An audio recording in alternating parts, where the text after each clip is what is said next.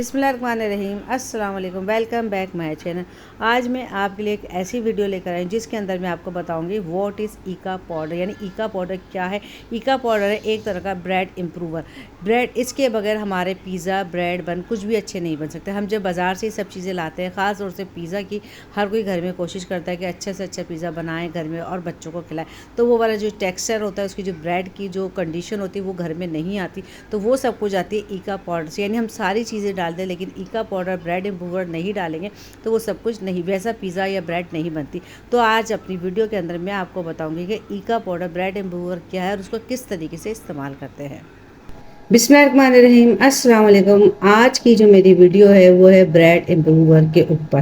آپ لوگ سب سوچتے ہوں گے کہ کس طریقے سے باہر کا پیزا، بریڈ بن ہم جو بنتے ہیں وہ کس قدر زبردست ہوتا ہے۔ ہم گھر میں بہت کوشش کرتے ہیں، بہت اچھے بن جاتے ہیں ماشاءاللہ سے، مگر وہ والا جو ٹیکسچر ہوتا ہے، جو چیز ان کی ہوتی ہے، ان کی جو بیس ہوتی ہے، خاص طور سے پیزا کی کوشش سب لوگ بہت کرتے ہیں، تو وہ جو بیس ہوتی ہے پیزا کی، وہ بالکل سیم ہمارے پاس گھر میں کیوں نہیں بنتی۔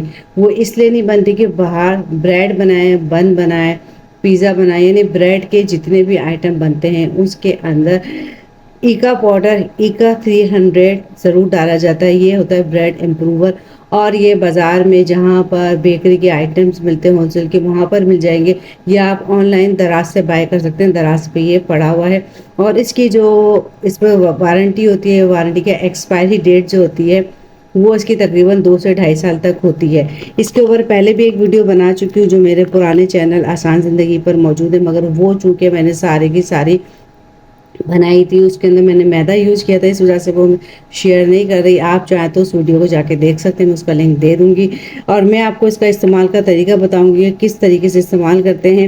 اس کے اندر جو ہے نا 500 گرام یہ ایکا پاؤڈر ہوتا ہے، پورا 500 گرام، اور بہت زیادہ مہنگا نہیں پڑتا۔ اگر آپ کے بیکری کے آئٹم بنانے کے شوقین ہیں، بیکنگ کرنے کے شوقین ہیں، تو آپ اس کو حصوں میں بھی ڈیوائڈ کر سکتے ہیں کہ آپ 2-3 مل کے اس کو ایک لے لیں اور 2-3 مل کے اس کو حصہ کر لیں، اور یہ آرام سے خراب بھی نہیں ہوتا۔ یہ دیکھیں، اس کو بلکہ نیٹ ویٹ 500 گرام۔ اور اب میں آپ کو بتاتی ہوں کتنا ڈلتا ہے۔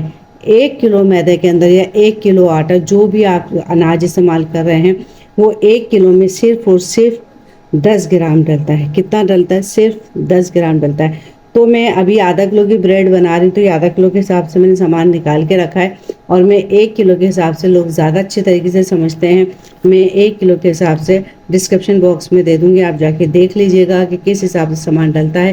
اب میں آپ کو اس سے بریڈ بنانا بتاتی ہوں کہ میں بریڈ بنا رہی ہوں، تو تھوڑا سا آپ کو بریڈ کے بارے میں بتا رہی ہوں کہ کس طریقے سے بن رہا ہے، اور انشاءاللہ اس کے بعد میں آہستہ آہستہ آپ کو ہول ویٹ کیک میں تو ایکا پاؤڈر نہیں ڈلتا، مگر انشاءاللہ whole wheat pizza, bread bun, ہر چیز آپ کو بنانا سکھاؤں گی اس سے، اور فل اس کے اندر کوئی بھی ایکسٹرا چیزیں نہیں ہوں گی، سب ڈائٹ والی چیزیں ہوں گی، ہیلدی چیزیں ہوں گی۔ چلے جی اب بنانا سٹارٹ کرتے ہیں۔ آدھا کلو میں نے لیا ہے گندم کا خالص آٹا ہے، یہ 1 چمچہ ایسٹ ہے، 5 گرام ہے ڈرائی ایسٹ ہے جو فٹافٹ سیٹ ہو جاتا ہے، وہ نمک آپ اپنے حساب سے لے سکتے ہیں، اور چینی میں یوز نہیں کر رہی، چینی کی جگہ 1 چمچہ لیا ہے میں نے شہد، اور یہ ہے ایکا پاؤڈر 5 گرام۔ یہ میں نے وزن کے حساب سے لیا، اس کی ویڈیو پر اسکرین پہ چل جائے گی، آپ دیکھیے گا۔ اور 2 چمچے ہیں یہ اولیو آئل کے ہیں، میں نے لیے 2 چمچے اولیو آئل۔ اب یہ ساری چیزیں ہم اپنے اس کے اندر ڈال دیں گے۔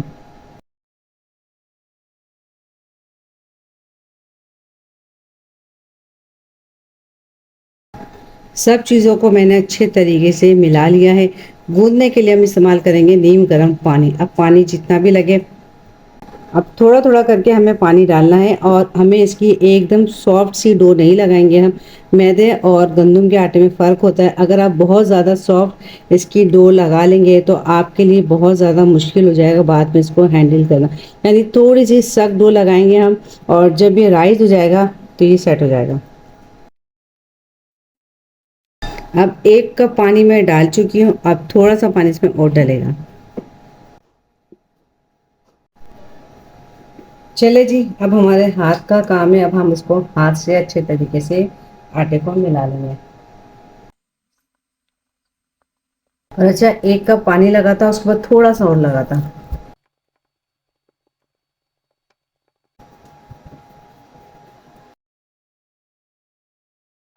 हल्का सा तेल मैंने इसके ऊपर लगा दिया है कि ये ऊपर से खुश्क ना हो।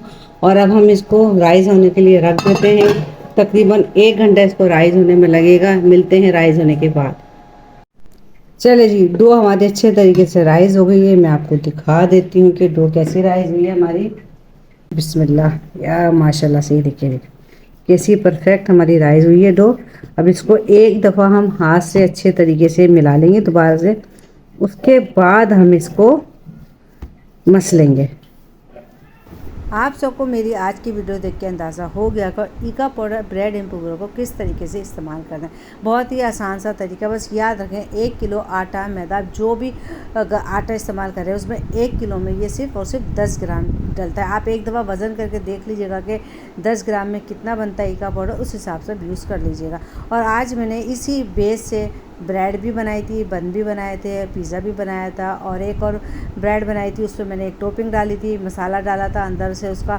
अच्छा जी, पिज़्ज़ा की इसकी शक्ल पे मत जाइएगा, मेरे ओवन का थोड़ा सा टाइमर ख़राब हो गया था तो मैं पिज़्ज़ा रख के भूल गई, दूसरा काम कर रही थी। तो पिज़्ज़ा की जो ऊपर की लेयर होती है वो ज़्यादा ही, जो चीज़ वाली लेयर होती है वो ज़्यादा ही पक गई थी, मगर वरना पिज़्ज़ा बहुत ही ज़बरदस्त बना था। मुझे यकीन है आपको मेरी आज की ये वीडियो ज़रूर पसंद आई होगी। वीडियो पसंद आए तो लाइक शेयर कमेंट कर दीजिएगा। चैनल पर नए तो सब्सक्राइब करके बेल आइकन को प्रेस कर दें ताकि मेरी आने वाली न्यू वीडियो का नोटिफिकेशन आपको बआसानी मिल सके।